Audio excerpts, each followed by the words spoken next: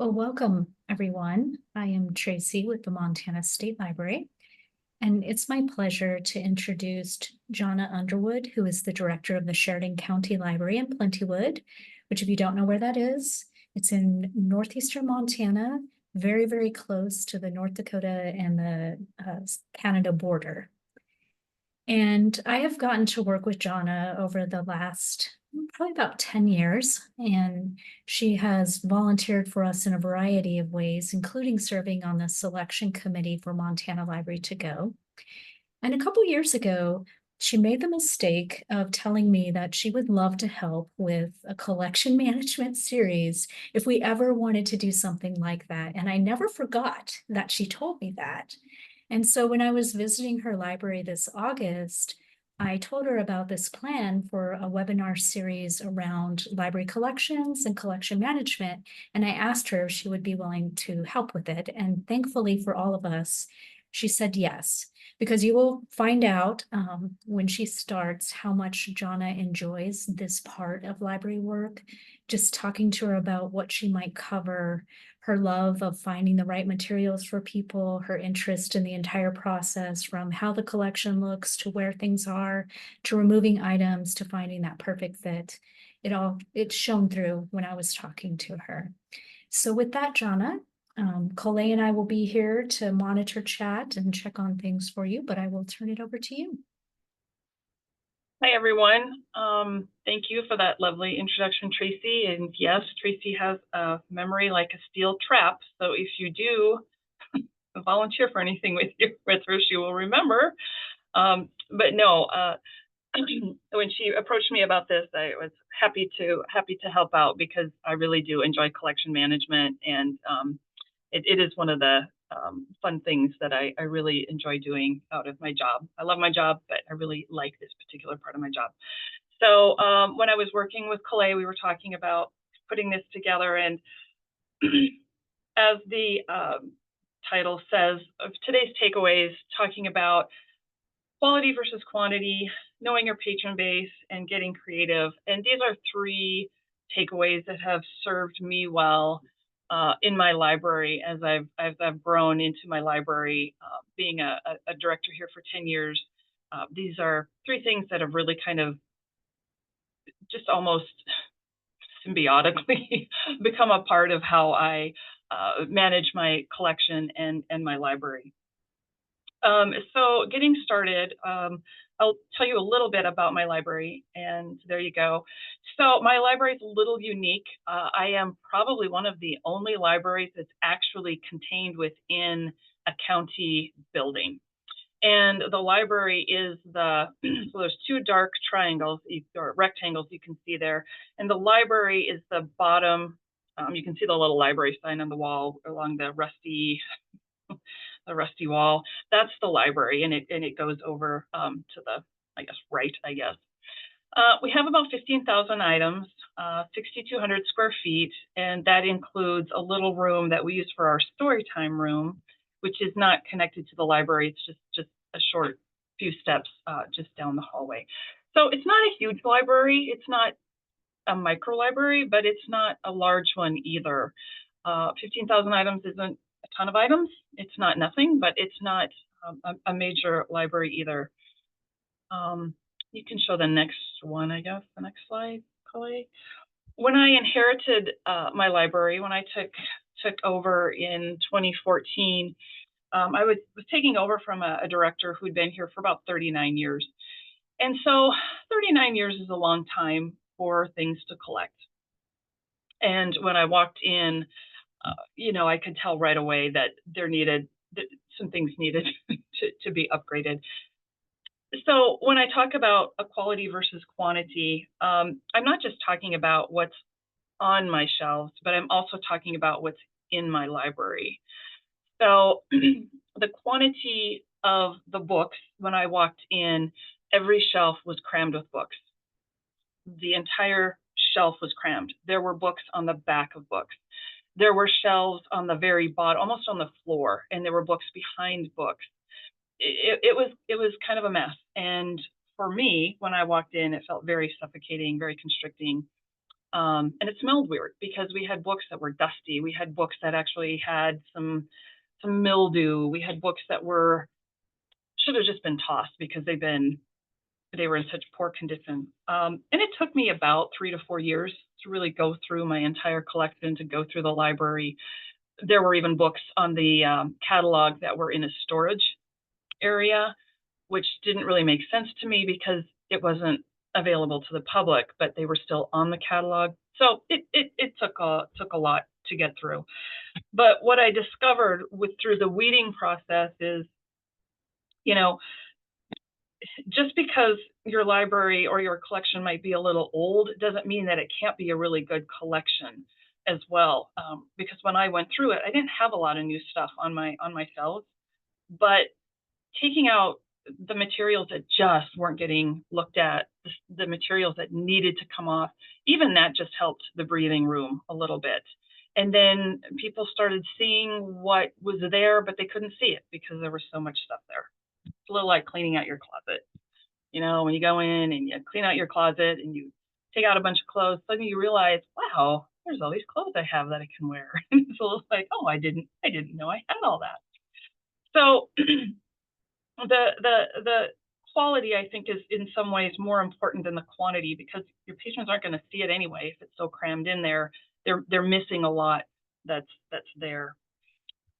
Even if you don't have new material, weeding out some of the old stuff can still leave room for older, still used collections. It's going to be new to somebody.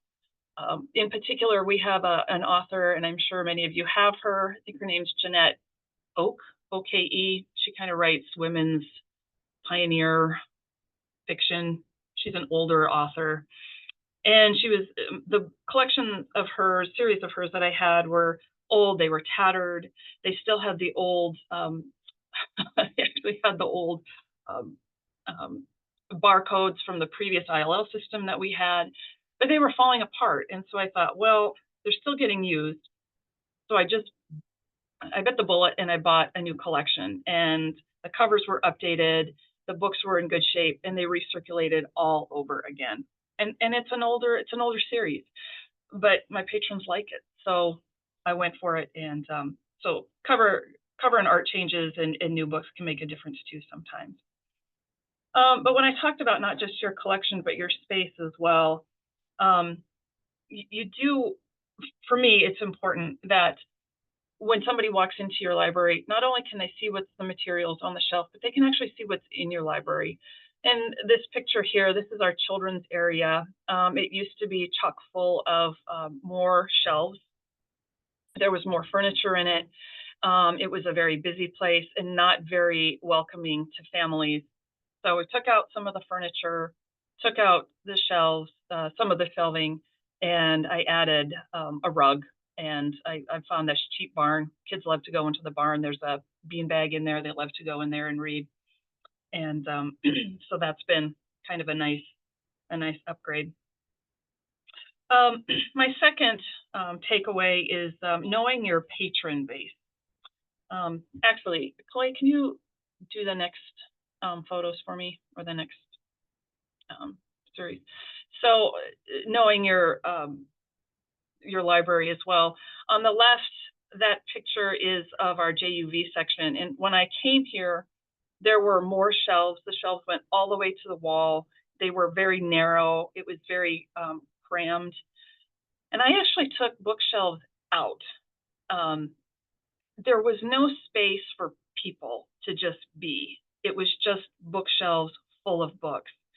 And there was no place for our 11, 12-year-old group of kids that would come in. There was no place for them. So I took books out. I took shelves out, and I created space kind of in the back there, and they love it back there. We don't get tons of kids, but the ones that we do get in, they really like having that space where they can plop down in a beanbag, read their chairs, or read their books, play with their phones if they have to, but it's space for them. So getting to the patrons now, knowing your patron base. Now that I've been here 10 years, I have a pretty good idea of my patron base. I know what they like. I know what circulates. But if you're new to a library or to a community, I think the reports, your ILS reports, if you're not on the shared catalog, would be good. I've used BCA reports just to get an idea of, kind of what is circulating. But a lot of what I do when I'm actually selecting is going off of patron-driven acquisition from library school, patron-driven acquisitions.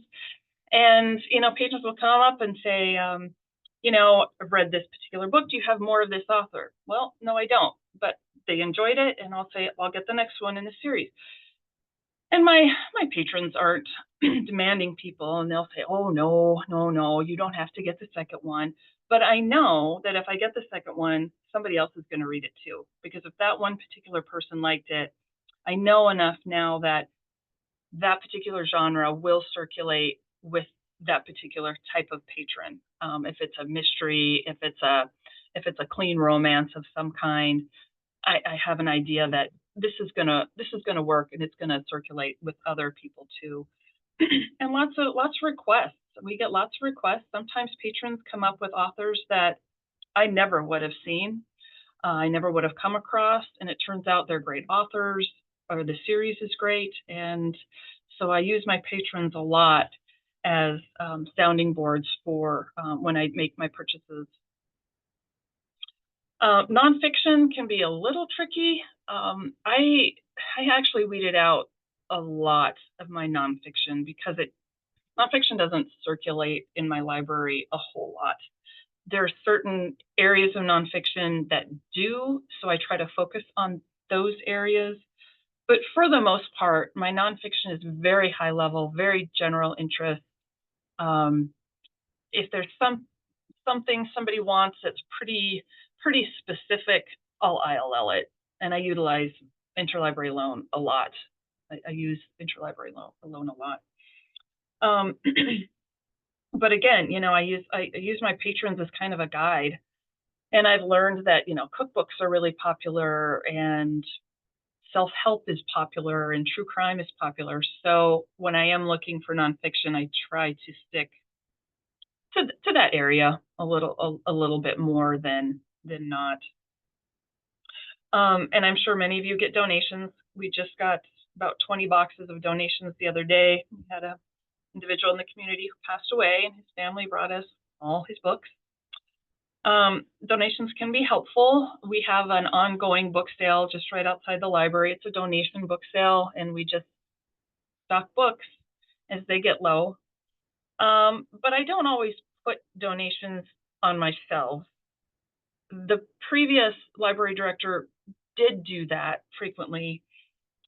And just because you get it from somebody doesn't mean it has to go on the shelf. I think following any type of collection development criteria that you have should apply to donations as well. World War II is a big nonfiction circulator here, and we had a patron who had donated a bunch of her husband's things, and they were very World War II specific. Some, Soviet general in the Korean War or something. I'm not going to put that on the shelf because it's just so specific. It's not more general World War II. So we utilize Better World Books. I don't know if any of you are familiar with that, but it's a nonprofit bookseller, and you can, we just pack up our books, we send them to Better Worlds. They have a scanning portal that'll tell us if they want the book or not. And that's been really helpful for us for donations. And that program has been kind of a lifesaver for us. So, let me see here. And my last little takeaway is getting creative. Because I have taken out shelves and I have taken out books, and I have created space in my library. And Calais, if you want to show the next group of pictures, this is just another interior of our library. On the left, you can see there's a couple of gray chairs with a low table. That had bookshelves in it. I took those out recently. We've learned that patrons like to be able to tuck away in our library. Some like to sit at tables, some like to tuck away. So I created this little spot here. Had a lot of nice responses from people on that. The middle section is also a little tuck away spot. Those chairs were here when I took over, and they've been very popular with people with their laptops. And the stuff on the walls, we're decorating for Halloween, so there's a lot of kind of Halloween-y stuff. But I think it's important to have space. Our library is technically called the Sheridan County Resource Center. It's not actually called the Sheridan County Library. So I'm trying to keep that in mind, that we do have to share space, not only for our entertainment and information needs, but a place to just be. So as far as getting creative, last month there was a great webinar on genrefying, and I found it was very interesting. We did some genrefying about 4 years ago in our easy section. It could probably use another run through, but I've got a kind of a rough area, but it's not a rough area, but it's not a great kids area. It's not the kind of area I would like to have. I'd like to have these bins that people can just sort their way through, and I just don't have the room space for it. So we decided to genrefy, and that's worked out really well. We did like doing that. We're in the process now of carving out a mystery, thriller, suspense section. That's the most read genre in our library, and we're getting a lot of very positive feedback on that. People are really liking that. They like knowing, oh, I just go here, and this is where all the mysteries are, and we can browse for mysteries. I can get in and get out. We did that for our large print collection, and that was very useful too. People who strictly just want large print can go to large print and find what they're looking for there. So we've kind of shaken things up a little bit that way, and I'm feeling really good about that. I think that's going to be good. The other thing we've done in the past is just some fun events. And one event that we do frequently is like blind date with a book. And I won't go into blind date with a book. You just Google it and you'll get all the info you want. But it's a great way to pull out lesser read books from our collection. People really enjoy the idea of getting a book that they don't know what it is and committing to reading it. And we usually have a couple of little prizes, and then we ask them to fill out a little review form, and then we put all the reviews on the wall so people can see what they thought of the books.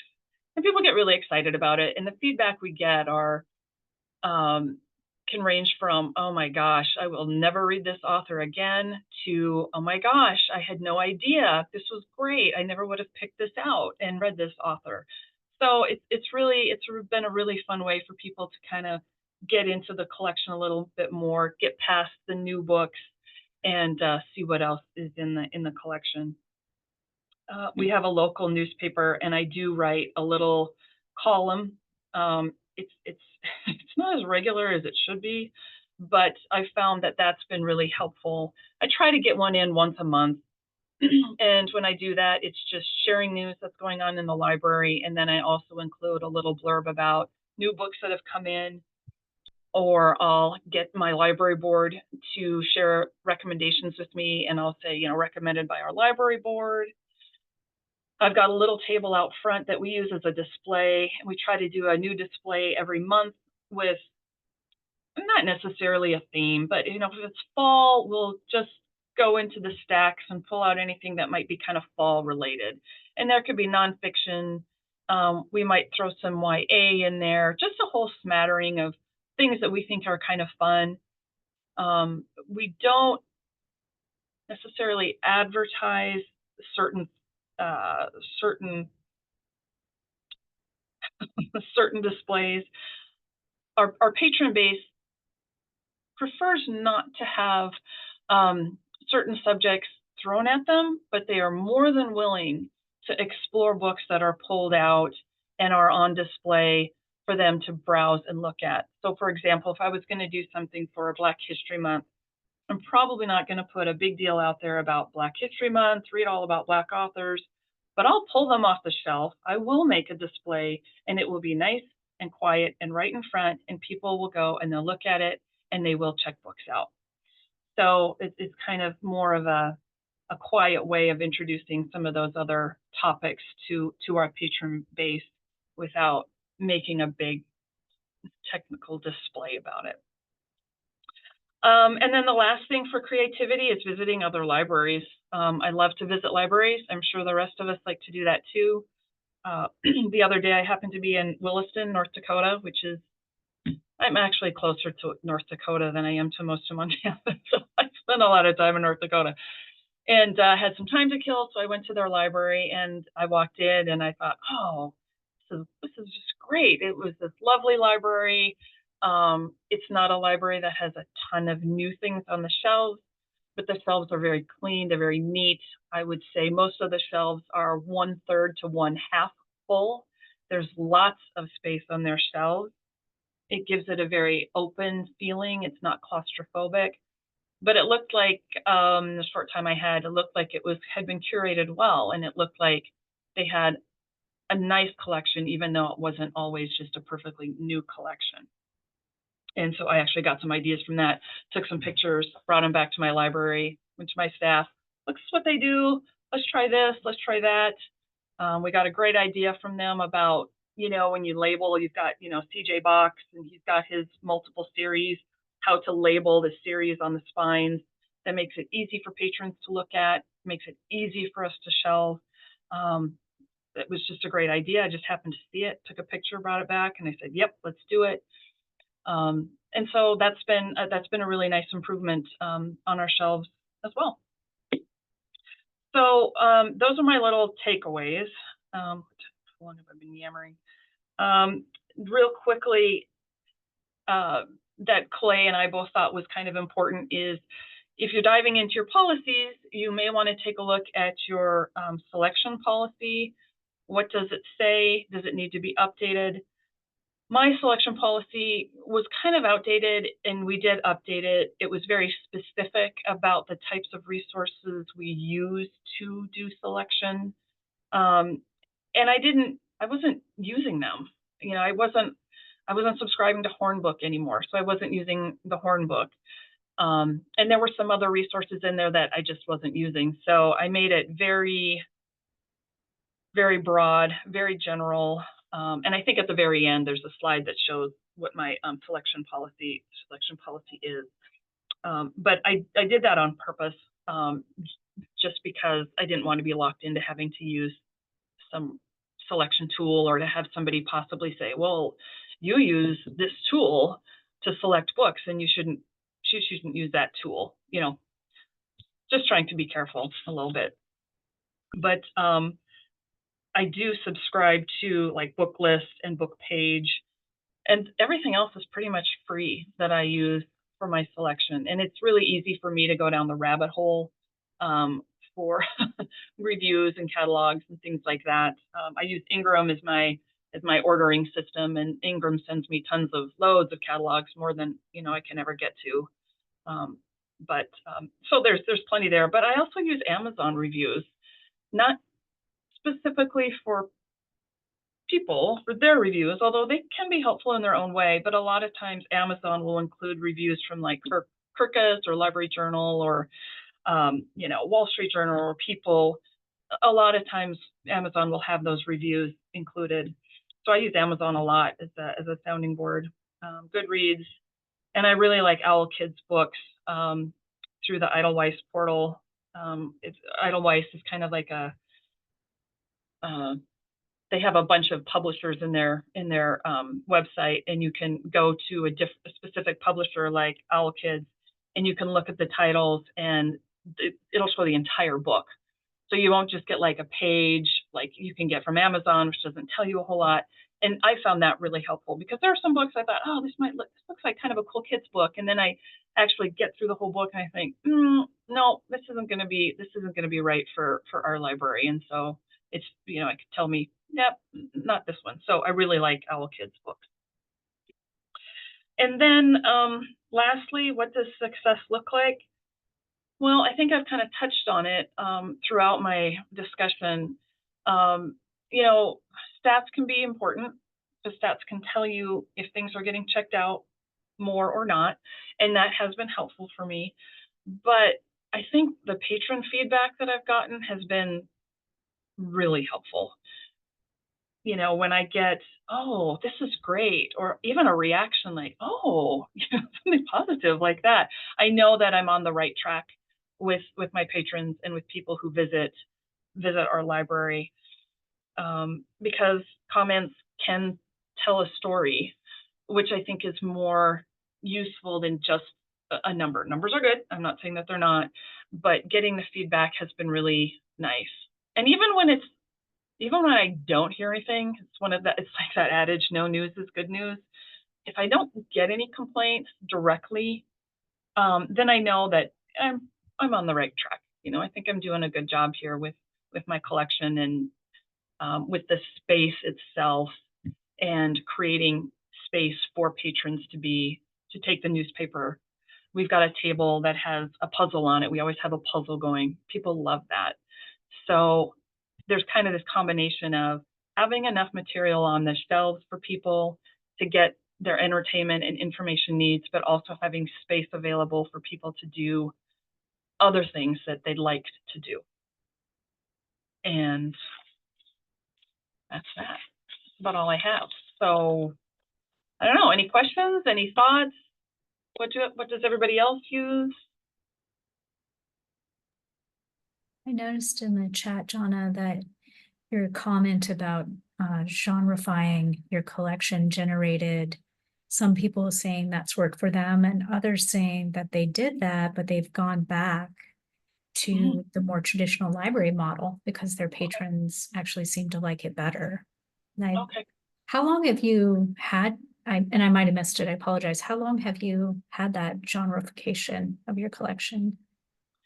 Has it been a while?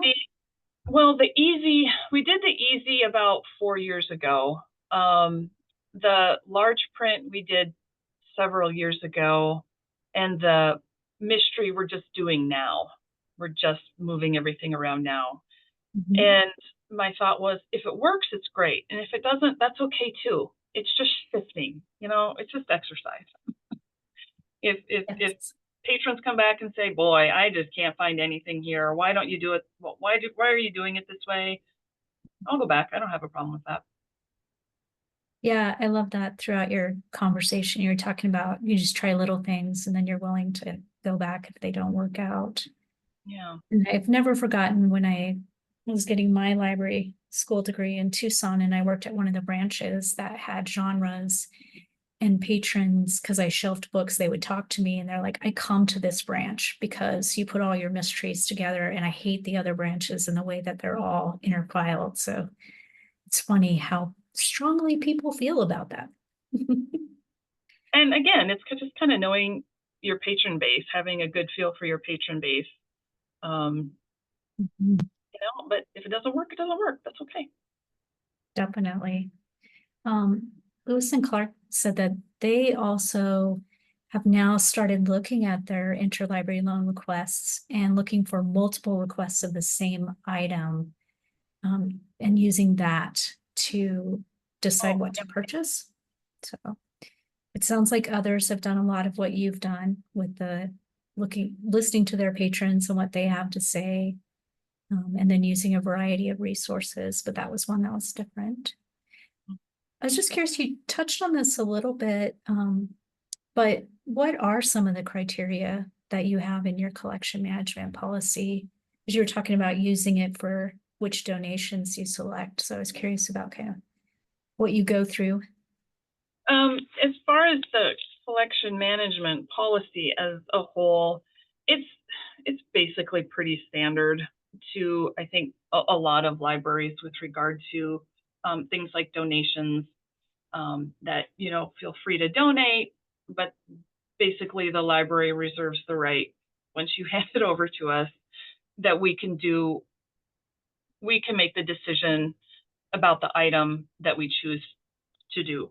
And I often tell that to people too when they say, well, do you take donations? And I'll say, yeah, we do. But, you know, depending on what's in this box that you're bringing me, that's been in your garage for the past 10 years, some of it may not end up on the shelf. Some of it may end up having to be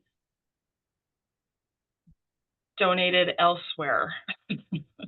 And I just really try to make sure people understand that just because it's donated, it's not going to necessarily be on the shelf. So, because, people donate their books because they don't want to throw them away. They want, Yes. they want that decision to go to somebody else. And so I really try to tell people, if something doesn't work, most of the time it goes on the book sale or it goes to Better Worlds Books. I love to talk up Better Worlds Books. And sometimes it has to go to the dump. Yes, that is a good point, that sometimes people just can't make the decision to get rid of them Yeah. themselves. Yeah. Yeah. And then you had mentioned using BCA, which is Blue Cloud Analytics, for those of you who might not be on the shared catalog. Oh, yeah. Like, how often do you look at that to just kind of analyze where you should purchase new things or something? Probably not as often as I should. It's okay. It's a lot of work. Well, it is. And I'm so small that Mhm. you just kind of know. And my staff knows. Like earlier today, we had a request for some Pokemon graphic novels for this patron. And I said to Holly, I said, is Pokemon circulating very much? And she goes, not as much as it used to. We have one or two patrons that kind of like it, but not really. And so I trust my staff to tell me, Mhm. Pokemon's kind of, not moving as quickly as it used to. And then I'll kind of decide what I'm going to do from there. So no, I don't run my statistics as often as I should, and my board isn't the most.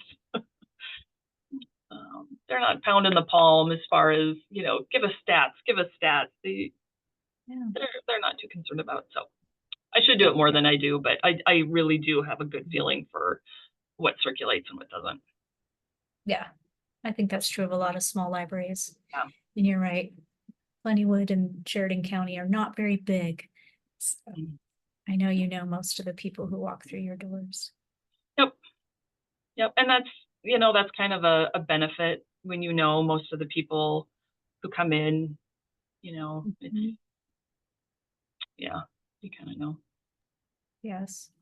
So I was gonna follow up a little bit too, Jonna, along the same vein as, having the policy and being clear with people that donations don't always go on the shelf.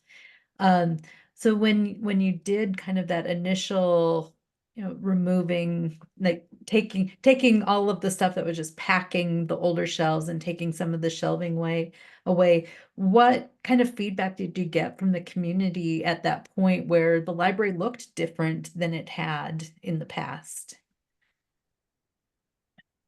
No one said anything.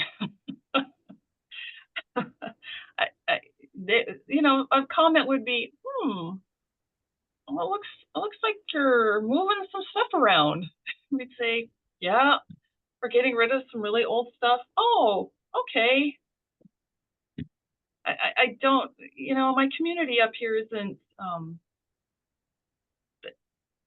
they're, they're pretty, I would say they're kind of a fairly laid back bunch. Um, and hopefully they're trusting me. I will say this, I grew up here. And so everybody knows my family. They know who my family is. They know who my parents were. So there's kind of this built-in trust already. Oh, she's of that family. Yeah, she's got a good head on her shoulders. They assume I've got a good head on my shoulders. So that kind of helps a little bit too. They know who I am. So I think it would be a little different if I had been an import Yeah. and started making all these moves right away. I think that might have made a difference. No, that was something that kind of it struck me over our conversations is, that knowledge of the community and the community knowing the staff and the personnel, it makes a huge difference, not just in how the library is organized in that, but it makes a big difference in the amount of trust that's built between the library, the staff, and the community. And so, putting in all that extra effort of knowing the people, understanding their needs, that's a real human component to collection management and collection development. And like I said, that was just something that really struck me in our conversations. Um, Tracy, were there other questions that came through, or I'm really curious too, just in terms of some of the others who have shared, up there, if anyone wanted to unmic and kind of talk a little bit more about either genreification or some of the other things that they brought up. Yeah, I think that we've covered several of the things already that were brought up in chat, but please don't hesitate to ask your question. I mean, one of the things I love, Jonna, is that you not only gave people permission to weed their collections, you encouraged them to weed the collections, because I think sometimes as librarians, we feel pressure to keep all of the items on the shelf. And yet you're right. There comes to be a point where it's too much and people get overwhelmed and they actually will stop using the collection because it's just so full and it's hard for them to get to see the books and to get the books that they want. So I do really appreciate that that's a big component and that you emphasized the quality piece as much as maybe more than the quantity piece. I know, you and I have talked about this a little bit. I am curious about oh, wait, we have a question here. So I'm going to go to Sherry in Twin Bridges. She asks about whether or not other libraries have a storage collection. And, you had kind of mentioned, Jonna, that you had these items that were in the catalog that no one could access. I get the sense that you no longer have that. Is that true? That is true. It is no longer there. I couldn't figure out why we had it in the first place. It was all nonfiction. And I just thought, I don't understand why we have this down here, because people can't access it.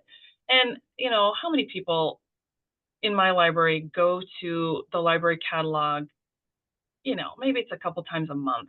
People aren't jumping on the library catalog to search through it for some obscure gardening book, sunset gardening book from 1979.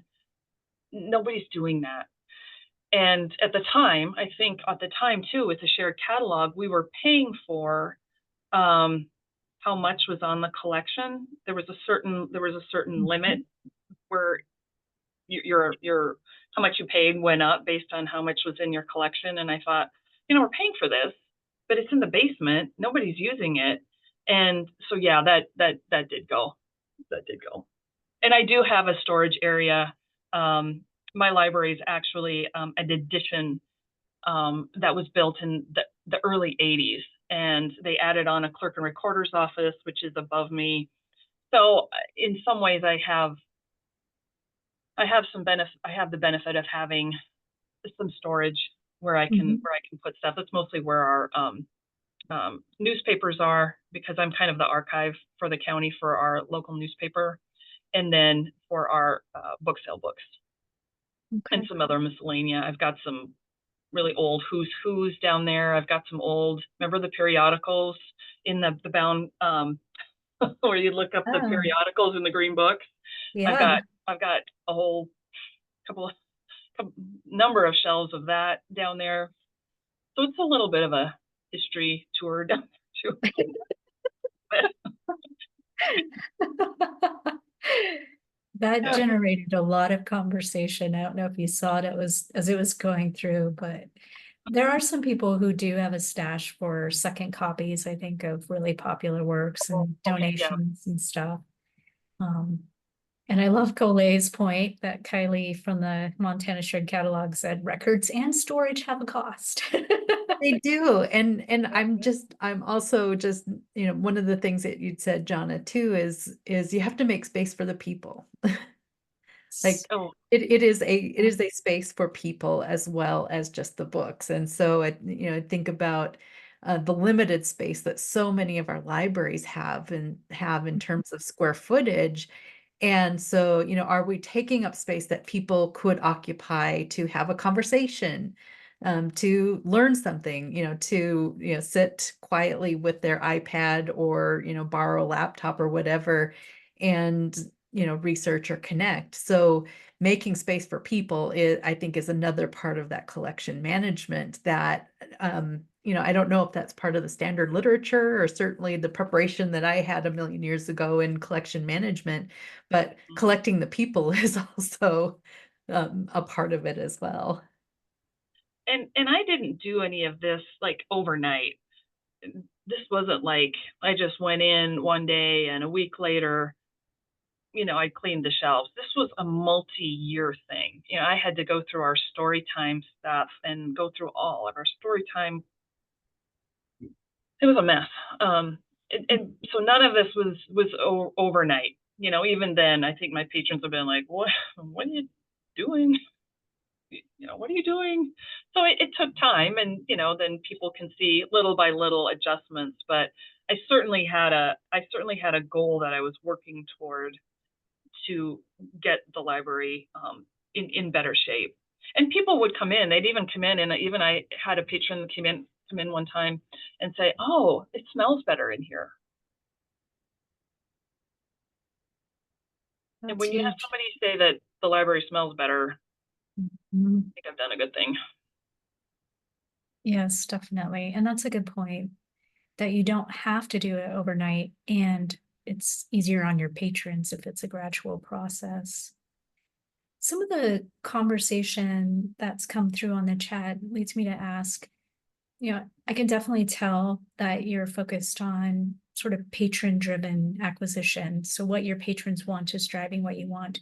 But I wonder, could you talk for a few moments about how collecting things for a Montana collection, like what's going through your mind as you're doing that? Because I think that's another tricky collection for librarians to decide, should we buy this or not? And Yeah. should we arrange it? And I just wondered if you have any thoughts on that. So that was a tricky one to do. When I first got here, books that had anything labeled Montana had an M on it. And there was even a book that was in my Montana collection that wasn't even about Montana. It was about an avenue that was called Montana Avenue, like in Los Angeles. And I remember a patron coming up to me and saying, "Well, this isn't about Montana at all." I thought, okay, maybe we need to take a deeper dive here. And so what I did when I went into our Montana nonfiction, I did take some stuff out of Montana and put it in my general nonfiction that wasn't specifically Montana. So if it were something like Flowers of the West, I took that out of the Montana collection and put it in my general collection because it wasn't Montana. And the items that I kept in my Montana collection are really specifically about Montana. It's about Yellowstone, or if there's something about Glacier, or the vigilantes, because we had a lot of vigilantes and outlaws up in our area. So anything that has to do with our area, anything that I see with our area, I try to grab whenever I can find it. But I did have to weed some of that stuff out too, because some of it was really old. But I also checked the shared catalog too when I was weeding it out to see if other libraries had it. And I thought, okay, there's 30 libraries that have a copy of this book.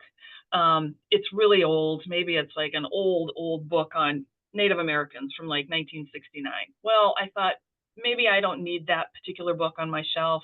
A lot of other libraries have it. If somebody's really interested in an old book about Native Montanans, I can get it from another library. So I did kind of clean that out too a little bit, but that did take a while because it took me a while to really think about what I wanted to keep, what I wanted to move, and what I did want to discard. Yeah, that's a tough collection. And I know Coley is working with someone from the Montana Historical Society to try and offer a webinar about that. But I thought you might have some pointers for the librarians on this session. Thanks Looks for like mentioning. others have had your experience. Go ahead, Coley. Oh, no, I was gonna say, thanks for mentioning that. Roberta Gebhardt with the Montana Historical Society library is going to be visiting about Montana collections and selecting Montana tools, and that um, happens in February. I believe is the date that we have scheduled for that. So look for an announcement of that coming up. We have so much interest, and not just those of us who have always lived in Montana, but Montana stuff is really important to kind of the identity and the special collections that we can share and provide them within the state, but also, people like to borrow from us from time to time. So having those really good, well curated local collections of Montana history and fiction, or, whatever it is really important. So yeah, look for that webinar. That'll be coming up in February. And I will say, just trying to dovetail on that, when I was doing this, I was contacting my library consultant frequently about it. I think Lauren at the time, I was working with Lauren on it at the time, and I think oh, maybe it was Pam, but I do remember connecting with Laura Treader. I think she was at I think I connected with Laura a couple of times, and also with Roberta too, about some of this stuff. I thought, do I keep it? What do I do with it? And they were really helpful, giving me some tips too about thinking about it when I was weeding it out. So I think that will be a good session that they do. Yeah, that'll be good. And then another question I have for you is, how do you, like, I know that there are groups of people you don't see in the library, and I was curious about, do you try to collect things for them? And if so, how do you go about doing that when you may not see those individuals and get that feedback like you get from your regulars? And how do you let them know about items in the library?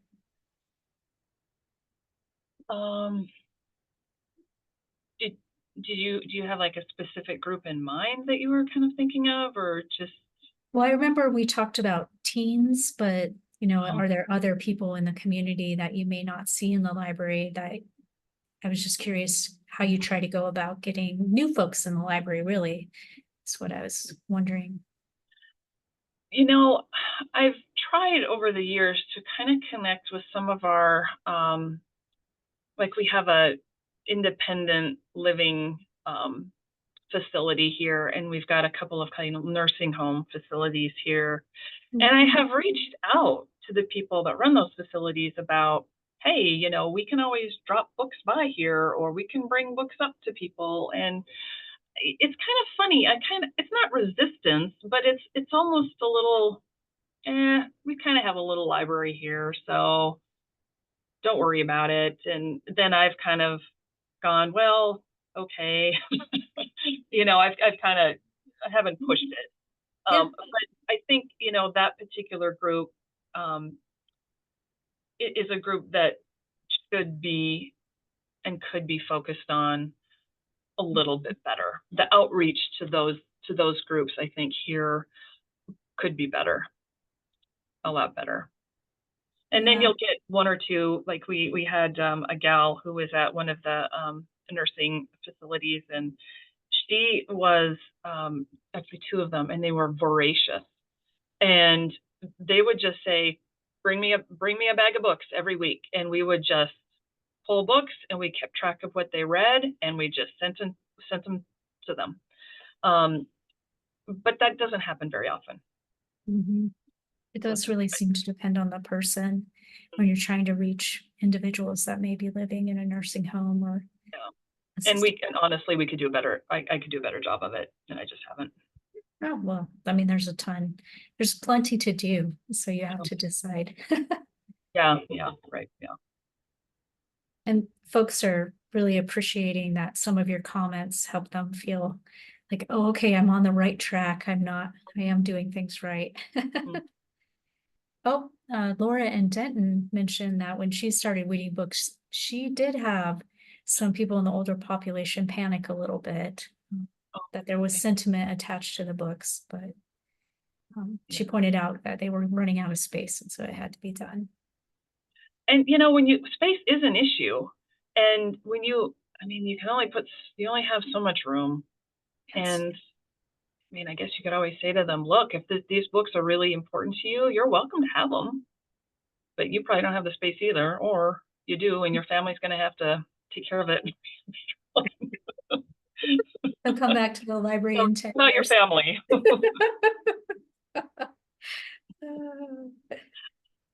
Are there any other questions or comments for Jonna? And how she approaches? And feel free to chat, or you can unmute as well.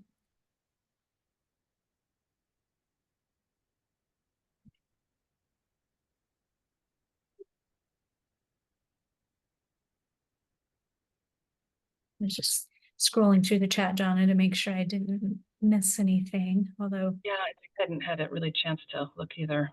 there's a lot of really good feedback and comments on here. I think that Colette and I tried to do our best to share some of them with you.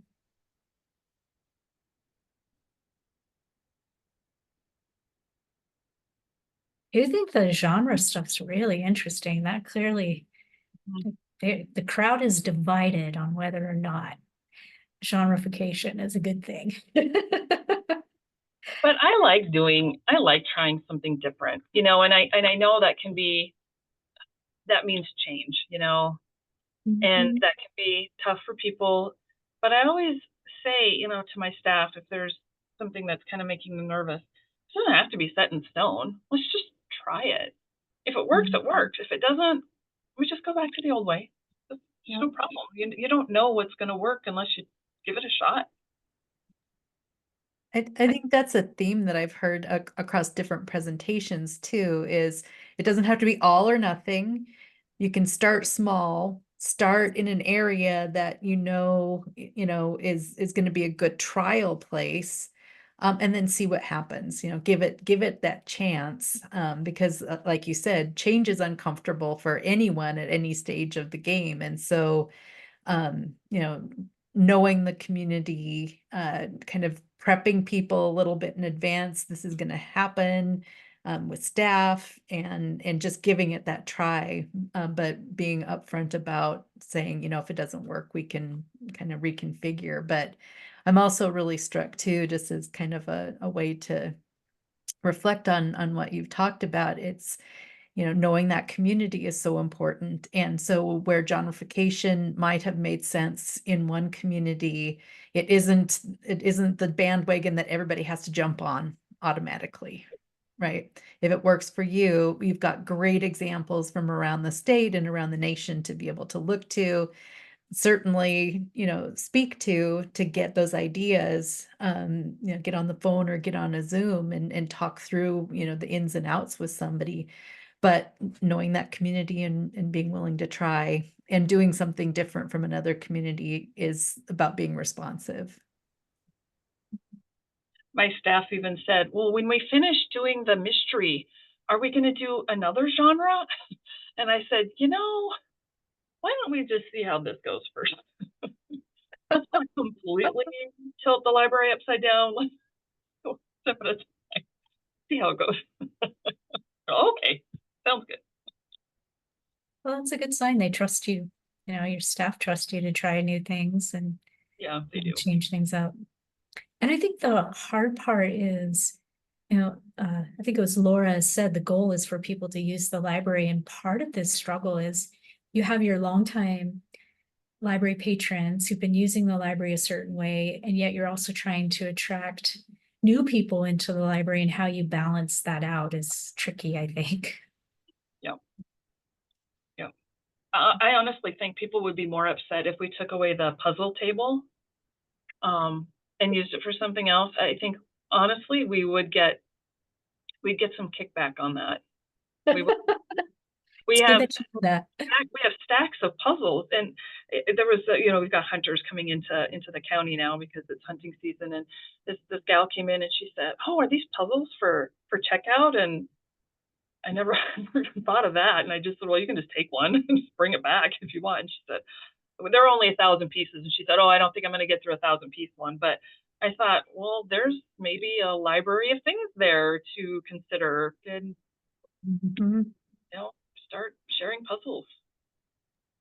And I'm not it a might puzzle person. even, yeah, it might even be a seasonal thing, if you've got that type of seasonal traffic. I'm thinking about, we have folks from West Yellowstone on this session today too, and in some of the other parts of the state. But when you have kind of that seasonal traffic that's coming in and kind of paying attention to something that those folks might, or that would either attract them to the library, or if they're the ones that are stopping by at a particular time of year, maybe you have a seasonal sort of activity or display or whatever that addresses those folks' needs too.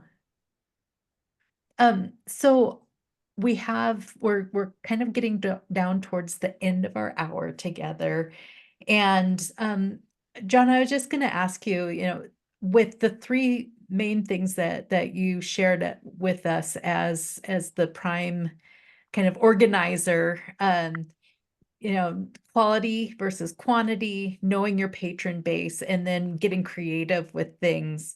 Um, what is like one thing that you think everybody should do if they are really thinking about collection management based on what you've talked about today? Like, what's the most important thing people should do? The call to action. Weed. Do it. Okay. Arlene, we're coming for you. Arlene, we're coming for you. I'm looking forward to having you. When I started weeding, I don't use it anymore because I'm pretty good at it. But we use the crew manual from the Texas State Library. Their crew manual was really helpful. It goes for nonfiction. It goes through each of the call number sections. Was really helpful, and you've got the acronym for when you're looking at a material, and I used that a lot when I was first starting out with weeding. But I really think weeding is really, really, it's like the basis it's like the foundation for the rest of it. My humble opinion. No, there's a lot of agreement in the chat, and with lots of emojis and hearts and stuff like that, which is awesome. Tracy, did you have any parting comments or thoughts that you would like to share before we wrap up our recording and we move into the rest of the day? Well, Jonna knows I am right there with her on the weeding part, and I'm like so excited to come to your library, Arlene. I think you should be a little nervous that Jonna and I are coming, but it will be beautiful. We promise. I pre-weeded one section just so it wouldn't be so bad when you got here. Awesome. And I want to say, Jonna, thank you. Thank you for humoring me and volunteering to help with this and agreeing to come and talk about how you approach collection management. I really appreciate it. Great. Thanks for having me. This was fun. I enjoyed it. Thank you. Thanks, everybody.